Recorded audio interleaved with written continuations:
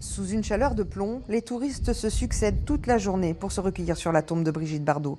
Plus de 6 mois après ses obsèques, certains viennent de loin pour rendre hommage à la star. On est belge, donc pour nous c'est un nom connu, Brigitte Bardot, comme c'est une icône quand même, une icône française. Donc elle est très connue et donc voilà, on aimerait bien une fois aller voir. Une actrice décédée à l'âge de 91 ans est connue mondialement.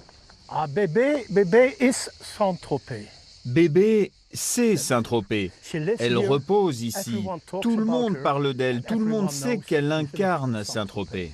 Un lieu devenu touristique puisque 20 ans après Barclay, Bardot se retrouve dans le triangle appelé Bababa, à 20 mètres les uns des autres avec Bachelet, mais aussi enterré non loin de son premier mari, Vadim, qui l'a mis en scène dans « Et Dieu créa la femme ». Je suis venue promener ma petite fille qui ne connaissait pas Saint-Tropez.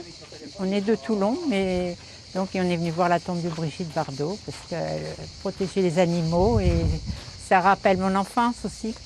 J'ai beaucoup connu dans les films. Au milieu des peluches et des fleurs, quelques photos de ces jeunes années s'exposent au public.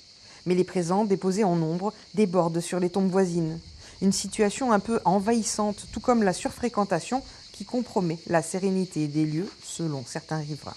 Le cimetière est envahi de gens et qui nous empêche plus ou moins d'être à l'aise quand on va voir nos morts, les tombes, les entretenir.